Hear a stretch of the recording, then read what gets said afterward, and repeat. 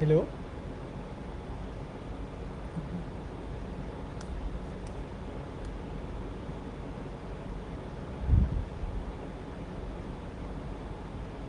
Hello.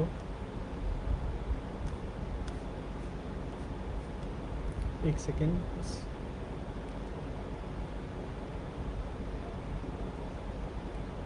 Hello. आप मेरी screen देख पा रहे हैं?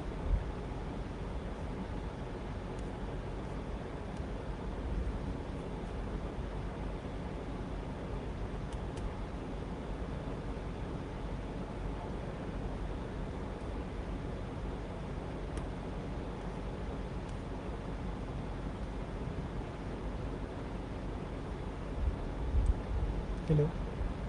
जी। ओके। तो मेरे को प्रेजेंटेशन देना इस टाइम बेटर लगा, इसलिए अब मैं कैमरा की जगह प्रेजेंटेशन के थ्रू आ रहा हूँ।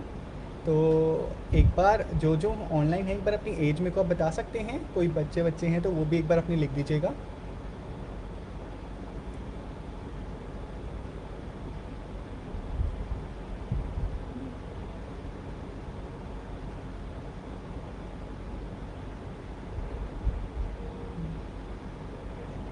ठीक है। तो मैं अपना स्टार्ट करता हूँ। तो मैं बात करने वाला हूँ साइबर सिक्योरिटी के बारे में। तो मैं सॉफ्टवेयर डेवलपर में हूँ, निसान में काम करता हूँ, एंड सॉफ्टवेयर का मेरे को अच्छा खासा एक्सपोजर है। तो मैं आज बात करने वाला हूँ कि क्यों साइबर सिक्योरिटी की नॉलेज हर एक को होनी चाहिए है। और छोटा हो या बड़ा हो, उसे उसकी इन्फॉर्मेशन रहनी चाहिए। तो साइबर क्राइम बेसिकली होता क्या है? तो अगर मैं कुछ भी हो, साइबर क्राइम में बहुत कैटेगरीज आ सकती हैं, लेकिन जो मेजरली मैं बात करने वाला हूँ वो है फ्रॉड के बारे में। कि कैसे आज साइबर क्राइम्स के थ्रू फ्रॉड बढ़े जा रहे हैं, खासकर जो जिनकी एज हमसे बड़ी है, 60 है, 70 है, 80 है। तो उनकी एज क्या कहते हैं, उस खासकर they are more expose to these crimes. तो उनका मेजरली मैं टारगेट करके बाकी अपनी हमारी एज के भी जो चीज़ें पता होनी चाहिए वो बताऊंगा। तो सबसे पहली चीज़, अगर आप देखेंगे आज के टाइम में काफ़ी तरह के स्कैम्स हुए जा रहे हैं। आप रोज़ न्यूज़पेपर आप खोलेंगे तो आप देखेंगे कि कभी पेटीएम पे कुछ स्कैम हुआ, कभी इसका स्कैम हुआ, कभी उस चक्कर में स्कैम हुआ। तो मैं मेजरली ये बताना वाला हूँ कि कौन से तरह के स्कैम होते हैं और कैसे बच सकते हैं। तो सबसे पहला टॉपिक हम उठाएंगे पेटीएम एंड यूपीआई स्कैम का। इनमें काफ़ी चीज़ें कैटेगरी हो जाती हैं, और एक मैं चीज़ क्लियर कर देता हूँ एक बार। पेटीएम पे आपने किसी को पैसे दे दिए, यूपीआई पे आपने किसी को ट्रांसफ़र कर दिए, 99.9% चांस है आपका वापस नहीं आने वाले वो पैसे। वो ट्रांजैक्शन हो गया, दैट्स इट। आप प्रूव नहीं कर सकते कि वो फ्रॉड था या नहीं था, क्योंकि वो भी काफ़ी क्रिमिनल स्मार्ट हो गए हैं। उन्हें भी इसके लूप होल्स पता है वो कैसे करते हैं। तो मैं एक पेटीएम स्कैम, यूपीआई स्कैम दो तरह के एक होते हैं। एक ये होता है जो एक मर्चेंट के साथ होता है, और एक जो नॉर्मल बंदे के साथ आजकल हो रहा होता है। तो पहला हम नॉर्मल बंदे का बात करते हैं। बहुत बार ऐसा है, कॉमन है कि आपको कोई आएगा कि हम ये बैंक से बोल रहे हैं, या हम ये बैंक से बात कर रहे हैं। हर बार मैसेज भी शेयर करा जाता है कि ओटीपी किसी के साथ ना शेयर करें। बट वो लोग जिस तरीके से बात करते हैं, कई बार ऐसा होता है आप भी डाउट करते हैं कि वैसे तो हाँ मना करा हुआ है, बट वो जिस स्टाइल से आपको कन्विंस करने की कोशिश करते हैं, बहुत लोग कर देते हैं। तो पहली चीज़ ये, ओ कभी शेयर ना करें अपना, never share your O T P. Secondly, UPI का भी यही सिस्टम है। बेसिकली मैं बताता हूँ ये करते क्या हैं। ये आपके अकाउंट पे लॉगिन करने की कोशिश करती हैं। आप कहीं पे भी जाएंगे, यू विल सी कि whenever you log in to an account, वहाँ पे एक फॉरगेट पासवर्ड का ऑप्शन होता है, वो उस पर क्लिक करते हैं, आपके नंबर के थ्रू ओटीपी आ जाता है। तो वो उस पे के थ्रू पता लग जाता है। यूपीआई का भी सेम सिस्टम है, वो अलग कोड होता है, और उसके थ्रू लॉगिन करते हैं। दूसरा नहीं तो ये हो जाता है यूपीआई पे, जो आजकल बहुत कॉमन चल रहा है, खासकर ओएलएक्स एंड इन सब पे, कि लोग जनरली आर्मी के कोई बंदा बन के दे पोज एंड क्या कहते हैं, उसके चक्कर में वो आपका एक फेक आधार कार्ड भेजेंगे और कहेंगे कि हाँ हम ये आर्मी के बंदे हैं, ये हैं वो हैं। एंड आपको अगर कोई चीज़ खरीदनी है, वो ये कहेंगे कि मैं ये यहाँ पे फंस गया हूँ, आप प्लीज़ ये कस्टम का कोई टैक्स है या कुछ ये है। वो उसके चक्कर में वो आपसे पैसे मांगेंगे, और वो आपको कन्विंस करेंगे वो नहीं करना। ये एक हो गया स्कैम। दूसरा होता है एक मर्चेंट साइट का स्कैम, कि अगर आप एक बिजनेसमैन हैं, आजकल पेटीएम एंड यूपीआई की इतनी ऐप्स हैं, मैं खुद जानता हूँ 10 जो मैंने ट्राई करी हुई हैं, कि बस आप एक नंबर डालिए और एक फेक क्यूआर कोड बनकर आ जाएगा, और अब वो बंदे बस दिखा देते हैं कि हाँ हमने 100 रुपये ट्रांसफ़र कर दिए हैं। इनफैक्ट अगर आपने अपना नंबर दिया हुआ है, क्यूआर कोड नहीं, तो आपके नंबर पे मैसेज भी आ जाएगा कि कैसे कि आपको 100 रुपये आ गए हैं इस नंबर से। तो इसको अब कैसे बचें, उसका एक बहुत सिंपल सिस्टम है। पेटीएम ने अगर अपना मर्चेंट अकाउंट है, दो चीज़ें होती हैं, लाइक एक है आप अपना फ़ोन नंबर शेयर कर सकते हैं, दूसरा है आप क्यूआर कोड अपना लाइक दे सकते हैं। हमेशा क्यूआर कोड दें और चेक करें कि आपके फिर फ़ोन पे मैसेज आ रहा है कि क्यूआर कोड से आपका फ़ोन नंबर नहीं निकल सकता। दूसरा, अब मैं स्कैम के बारे में बताता हूँ, that's a phishing scam. So phishing scam is like basically say if you open any like banking website होगी कोई, लाइक इट्स फेसबुक हो गया, एनीथिंग। सो जहाँ पे भी आपके credential that is ID and password like आपको एंटर करना पड़ता है। फिशिंग स्कैम में क्या होता है, आप जैसे facebook.com खोल लिए, आप गलती से अगर 3 और लगा दिए, तो उसमें होगा क्या, एग्जैक्ट हो सकता है आपको वो मिले एक वेबसाइट जो बिल्कुल फेसबुक की तरह दिख रही है, बट वो एक्चुअली फेसबुक ने ओन नहीं करा। आप उस जगह आईडी पासवर्ड डालेंगे, उसी समय आपके आईडी पासवर्ड किसी और को चले जाएगा। सेम ऐसा स्कैम हो सकता है आपके साथ बैंक के साथ, ट्विटर, फेसबुक, किसी भी आईडी के साथ। थर्ड स्कैम जो एक्चुअली मैंने देखे सबसे ज़्यादा पॉपुलर है, खासकर व्हाट्सएप के कारण, डाउनलोड ऐप स्कैम। ये मेरे को लाइक मैं जितने भी आज तक ग्रुप ज्वाइन करे हैं, उनको आज तक ऐसा कोई व्हाट्सएप का ग्रुप नहीं हुआ जिसमें मेरे को ये एक बार मैसेज ना आया हो। इसमें बहुत बार होता है कि आप ये लॉटरी है, आप ये जीत जाएंगे, आप वो जीत जाएंगे। बहुत सिंपल चीज़ है, कोई अपनी कोई भी चीज़ आपको फ्री में कभी नहीं देने वाला, बहुत सिंपल कंसेप्ट है। जहाँ आपको लग रहा है चीज़ फ्री की है, वो बेसिकली एक स्कैम है। और इस चक्कर में क्या होता है, बहुत वो एक लाइक आप लिंक खोलेंगे, एक तो वो लिंक ही बहुत शेडी सा होगा, आपको दिख जाएगा .com एंडिंग नहीं, कुछ XYZ कुछ रैंडम होता है, और वो पहला एक आपका समझिए रेड अलर्ट है कि हाँ ये स्कैम हो सकता है। सेकेंडली वो कहेगा आप 5 जगह शेयर करें, 7 जगह शेयर करें, 8 जगह शेयर करें, या फिर कोई सर्वे करें, या फिर आप ये ऐप डाउनलोड करें। ऐप्स डाउनलोड करने से, खासकर जो एंड्रॉयड सिस्टम है, iOS में भी काफ़ी सिक्योर है, बट एंड्रॉयड लाइक जो इंडिया में 98% समथिंग का रेशो है, उस पर वो बहुत लोग यूज़ करते हैं। ऐप्स आप डाउनलोड कर लिए, एंड्रॉयड ऐप्स की आज परमिशन इतनी है कि अगर आप बिना देखें एक्सेप्ट करते हैं, वो आपका कीबोर्ड पढ़ सकते हैं, स्क्रीन शेयर कर सकते हैं, पूरा एडमिन लेकर आपका कभी भी फ़ोन लॉक कर सकते हैं। तो हमेशा ध्यान रखें कि ये स्कैम के लिए बिल्कुल भी ना जाएं, क्योंकि ये सबसे कॉमन स्कैम है स्पेशली इंडिया में आज के टाइम पे। फिर एडवेयर स्कैम। एडवेयर स्कैम आपका है क्या, बेसिकली कि आप कहीं भी वेबसाइट पे जाइए, कोई भी है नॉर्मल लाइक फेसबुक, ट्विटर नहीं, कोई भी आप हो सकता है, टॉरेंट से आप कोई मूवी डाउनलोड कर रहे हैं, कोई नहीं तो अलग चीज़ कुछ आप डाउनलोड कर रहे हैं, वो है, तो वहाँ पे क्या होगा कि आपको एकदम से पॉपअप आ जाएगा, एक नेक्स्ट स्क्रीन मिल जाएगी, जिसमें आपको दिखेगा कि ये क्या कहते हैं, आपका कंप्यूटर ऐसा हैक हो गया है, प्लीज़ इस नंबर पे कॉल करें, और नहीं तो आपका कंप्यूटर ठीक नहीं हो पाएगा। कभी भी उस चीज़ पे विश्वास ना करें। जो जब अगर कभी सिंपल सा कंसेप्ट है, वायरस अगर बोल रहा है, खुद को दिखा रहा है कि हाँ वायरस अटैक हो गया, तो वो वायरस नहीं है, वो कोई बेवकूफ़ बनाने की ही ट्रिक है। Third, VPN scam. VPN scam अभी लाइक इंडिया में जो जितना आजकल कॉमन हो जा रहा है, वो लाइक उसका कोई आइडिया नहीं है, खासकर उनको हैं जिनका फेसबुक के पेजेस हैं, ग्रुप्स हैं, Instagram accounts, YouTube accounts. Basically लोग करते क्या हैं, आपको एक ईमेल आएगी कि हम प्लीज़ इसकी स्पॉन्सरशिप चाहते हैं, हम आपको इतना इतना पैसा पे करेंगे, आप बस ये करिए, एक ऐप आप डाउनलोड करके टेस्ट करिए, एक हफ्ते बाद बस आप उसको एडवर्टाइज़ कर दीजिए। अब इसके होगा क्या, वीपीएन यानी अब लिखा होगा वर्चुअल प्राइवेट नेटवर्क।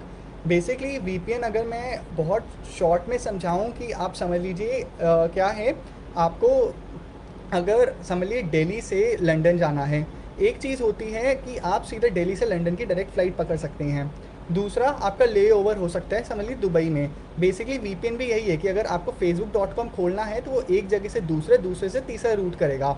जैसे आप लाइक दिल्ली से दुबई, दुबई से लंदन पहुंचते हैं, तो आपके लंदन के बोर्डिंग पास में क्या लिखा होगा, दुबई की टू लंदन की फ़्लाइट। तो इस चक्कर में जो लाइक एक उस साइड से कि आपकी लोकेशन एंड जो डिटेल्स हैं वो थोड़ी सिक्योर हो जाती हैं।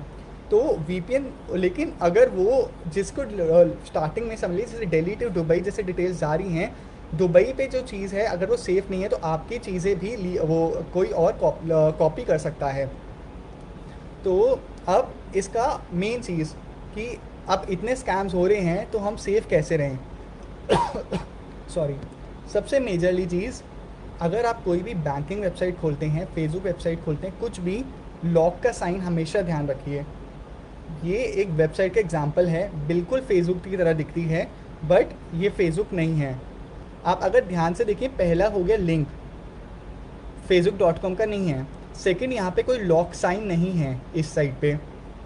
तो और क्या कहते हैं, इस चक्कर ये बहुत लाइक, अगर लॉक साइन नहीं है तो क्लियर है वो अपनी उसी समय लाइक वो अपनी वेबसाइट क्लोज़ कर दो, उस पर नहीं है, आप किसी फेक वेबसाइट पे आए हुए हैं। इसका बहुत एक जो कॉमन लाइक लोग जो फ़िशिंग इसके थ्रू करते हैं, ये फ़िशिंग का ये एक तरीका है कि आपको ईमेल पर कुछ आ जाएगा कि आप इसे लाइक आपका अकाउंट एक्सेस हो रहा है, प्लीज़ पासवर्ड बदलिए, प्लीज़ लॉगिन करिए, ये करिए, वो करिए। इनफैक्ट आपके ईमेल में लिखा भी होगा facebook.com, उसको वो उस पर मत जाइए, आप लिंक खोल के देख लीजिए कि कौन सा है। अगर उस पर लॉक साइन नहीं आ रहा, facebook.com नहीं लिख कर आ रहा, तो उसे एग्ज़िट कर दीजिए, वो आपका फेक ईमेल है। सेकंड हो गया वीपीएन। अभी आप कहेंगे कि मैंने आपको बोला वीपीएन के थ्रू स्कैम हो रहा है, पर मैं कैसे कह रहा हूँ कि वे वीपीएन के थ्रू लाइक सेफ रखते हैं। अब जैसे आपका मैंने बताया कि ले ओवर दुबई में है, अब वो दुबई पे अगर बंदा टेढ़ा है तो आपका क्रेडेंशियल्स जैसे आईडी पासवर्ड आपका चोरी कर लेगा। अगर आप सिक्योर है कोई, तो वो आपके इनफैक्ट प्रोटेक्ट करेगा, आपकी लोकेशन हाइड करेगा, आपका डेटा हाइड करेगा। तो कुछ तरह के जो वीपीएन मेरे को पसंद है, जो मैंने यूज़ करे हुए हैं, सैमसंग मैक्स है, एक सर्फशार्क है, एक एचएमए है। तो ये लाइक 3 मैं अपने से बता सकता हूँ वीपीएन जो काफ़ी अच्छे हैं। दूसरा, पासवर्ड लॉकर्स। मेरे ख्याल से बहुत ज़्यादा लोग हैं, बहुत ही ज़्यादा, जो हर जगह एक पासवर्ड यूज़ करते हैं। इनफैक्ट बहुत लोगों का तो के फ़ोन का पासवर्ड और उनके बैंकिंग का पासवर्ड सेम होता है, जो सबसे ज़्यादा रिस्की चीज़ है। कोई पासवर्ड लॉकर्स यूज़ करिए, गूगल का भी अपना आता है फ्री का, वो भी आप यूज़ कर सकते हैं, वो भी रैंडम पासवर्ड जनरेट करता है। पासवर्ड लॉकर्स बेसिकली करते क्या हैं कि जैसे ही आप किसी ईमेल अपना कहीं पे भी अकाउंट क्रिएट करेंगे, वो आपको एक रैंडम लाइक टेक्स्ट आपको जनरेट कर देंगे और आप उसे ही पासवर्ड सेट करिए। फिर वो उस जगह लॉकर आपको खोलने के लिए एक मेन पासवर्ड याद रखना है, और वो आपके सिर्फ एक लैपटॉप से या एक फ़ोन जो आपने बिल्कुल स्टार्टिंग में सेट कर दिया उससे खुल सकता है। उसके थ्रू आप हर एक का ID password copy and paste कर सकते हैं, आप व्यू नहीं कर सकते। इससे आपका पासवर्ड कभी एक्सपोज नहीं होता। थर्डली, बहुत लोग आजकल एंटीवायरस खरीदते हैं, जो मेरे को लाइक एप्पल में मैं तब भी मैकबुक में भी मांग सकता हूँ कि अगर आप आउट ऑफ जो like application out of app store download कर रहे हैं तो नेसेसरी है, वैसे मैकबुक तो भी तो बिल्कुल भी नहीं है। विंडोज़ में बिट डिफेंडर बहुत ज़्यादा सिक्योर है, एवीजी क्विक हील खरीदने की ज़रूरत नहीं है। मैलवेयर स्कैनर बहुत लाइक वो विंडोज़ डिफेंडर नहीं अच्छे से कर पाता। मैलवेयर वायरस नहीं होता एग्जैक्टली, लाइक वो आपकी फाइल्स डिलीट नहीं कर सकता, आप कह दीजिए वो हाइड कर सकता है, तो उसके लिए आप मैलवेयर बाइट्स टाइप या कोई और सॉफ्टवेयर यूज़ कर सकते हैं। अब कुछ चीज़ें जो हैं जो हमेशा ध्यान रखनी चाहिए ताकि आप अपने से भी एक सेफ़ रहें। जब भी आप कहीं लॉगिन करते हैं वाईफाई में फर्स्ट टाइम, आपके विंडोज़ में हमेशा एक ऑप्शन आता है कि नेटवर्क को प्राइवेट सेट करें या पब्लिक सेट करें। अगर आप उसे पब्लिक करते हैं तो विंडोज़ में अपने से एक सिक्योरिटी आ जाती है, और वो एक आप ऐसे समझ लीजिए शील्ड आपके कंप्यूटर के अराउंड कर देता है। अगर आप किसी पब्लिक वाईफाई को प्राइवेट सेट कर देते हैं तो वो शील्ड नहीं होती है, कोई और बंदा आपके लैपटॉप के थ्रू एक्सेस कर सकते हैं अगर वो उसी सेम वाईफाई नेटवर्क पे है। उसके काफ़ी अलग अलग हैक्स होते हैं। सेकेंडली, IMEI कोड आपके फ़ोन का यूनिक कोड होता है, *#06# आप पढ़ेंगे तो आप देख सकते हैं उस पर। बहुत कंपनीज या इनफैक्ट बहुत हैकर्स क्या करते हैं, कहीं पर आपको ऐसे कॉल करके आपका IMEI नंबर मांग लेंगे। वो आपके फ़ोन का एक यूनिक नंबर है। कल को किसी ने आपका नंबर अपने फ़ोन में डाल के कोई क्राइम कर दिया तो आपके फ़ोन की भी लोकेशन आएगी उस जगह, तो आपको लाइक लॉ की तरफ से ट्रबल हो सकती है।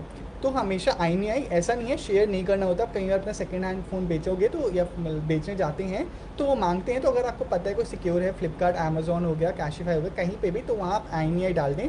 कोई शेडी वेबसाइट है कभी भी मत डालें। सेकेंड, मैं एक बात करने वाला हूँ डेटा प्रिवेसी के बारे में, जो लाइक आज के टाइम पे बहुत इंपॉर्टेंट है। इनफैक्ट मेरी लाइक जो यंगस्टर्स हैं वो तक इतना उस चीज़ का ध्यान नहीं रखते, और वो क्यों इतना इंपॉर्टेंट है। डेटा प्रिवेसी बेसिकली आपका, आज आप google.com खोलते हैं, facebook.com खोलते हैं, उनकी साइट्स इसलिए चल पाती हैं क्योंकि आप अपना डेटा बेसिकली उन्हें दे रहे हैं, आप कंसेंट करते हैं कि हाँ आप हमारा डेटा यूज़ कर सकते हो एड टारगेटिंग के लिए, यूज़र प्रोफाइलिंग के लिए, जो इंडिया में आज की डेट पे बिल्कुल भी सिक्योर नहीं है। बहुत सिंपल चीज़, आप कोई भी ऐप पे साइन अप कर रहे हैं, privacy policy terms and conditions पढ़ो। इट्स लाइक अगर आप वो नहीं पढ़ते तो आप बहुत ज़्यादा गलत चीज़ कर रहे हैं। अगर आपको कोई लॉयर एक नोटिस भिजवाता है, आप कभी उसे फेंकेंगे नहीं। आप आपका टर्म एंड कंडीशन किसी वेबसाइट का, प्रिवेसी पॉलिसी किसी भी वेबसाइट का एक लॉयर के नोटिस से कम नहीं, क्योंकि बेसिकली वो ये बता रहा है कि आपका डेटा वो किस चीज़ के लिए यूज़ कर सकता है। चाहे उसमें आपका डेटा में क्या कहते हैं कॉन्टैक्ट्स हो, आपकी इमेजेस हो, कुछ भी हो, आप कभी नहीं चाहेंगे कि आपकी पिक्स या कोई भी और इन्फॉर्मेशन यहाँ से आपके फ़ोन से बाहर जाए, और अगर जा भी रही हैं तो मिनिमल चीज़ भी जाए। हुआवे भी यूएस में इसी चीज़ के लिए बैन हुआ था, क्योंकि उनकी गवर्नमेंट को लगा था कि जो उन यूएस सिटीजन्स का डेटा है वो कहते हैं सेफ़ नहीं है, वो चाइना में जा रहा है। काफ़ी ज़्यादा ऐप्स हैं आज के टाइम पे जो आपका डेटा कलेक्ट करती हैं। आप एक एक परमिशन ऐप्स को प्लीज़ ना दें, रीड करें। अगर आपकी सिर्फ एक कैमरा ऐप है, उसको आपको उसे कॉन्टैक्ट्स की या आपको मैसेजेस की परमिशन देने की ज़रूरत नहीं है, आप डिनाई करें। और अगर ऐप वो आपको लॉक कर रही है बिना परमिशंस के, तो आप प्लीज़ वो यूज़ ना करें। व्हाट्सएप जैसी ऐप्स है, उसको कॉन्टैक्ट्स की परमिशन चाहिए, आप दो। जिस मतलब आपको अपने से ये थोड़ा ध्यान रखना पड़ेगा कि कौन ऐप किस चीज़ के काम है और किस चीज़ की परमिशन मांग रही है। इसी में मैं बात करने वाला था कि इंडियन गवर्नमेंट ने चाइनीज़ ऐप्स बैन करना सही है या नहीं है। पॉलिटिक्स असाइड करके, लाइक जो उनके अपने फैक्टर्स थे, जितनी भी ऐप्स बैन हुई हैं इनकी अगर आप परमिशन लिस्ट देखेंगे, टिकटॉक से लेकर कोई भी क्लीन मास्टर तक, उसमें इतना ज़्यादा यूनिक डेटा सेंड होता था कि आपको आइडिया नहीं है। टिकटॉक में एक बंदे ने बेसिकली एक बहुत सिंपल सा एक्सपेरिमेंट करा। उसने अकाउंट बनाया और दैट्स इट, उसने ऐप क्लोज कर दी, महीने एक बार ओपन भी नहीं करी।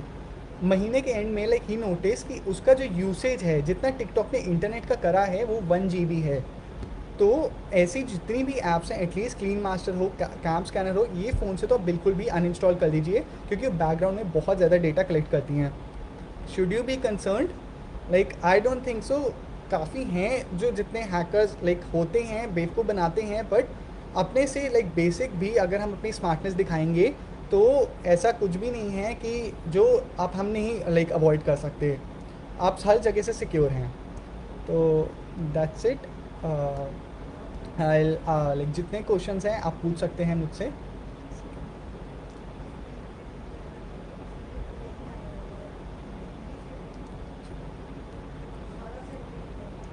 Any questions?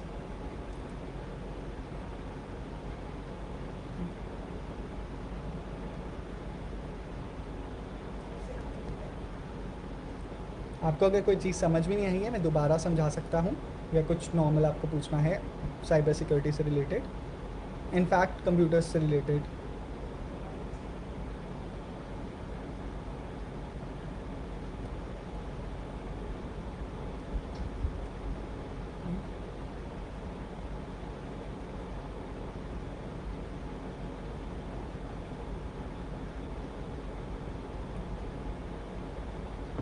ठीक है, then I and this.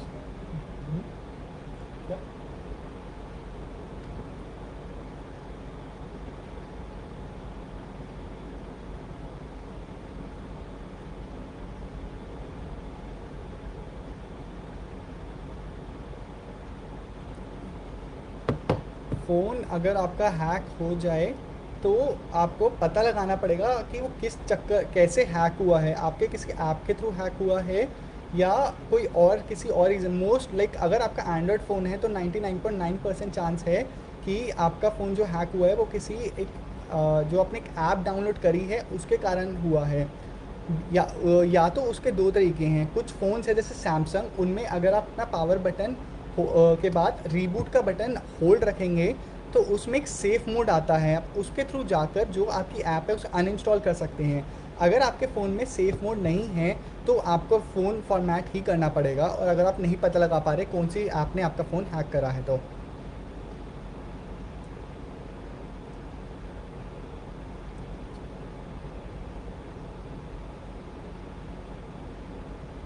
Any more questions?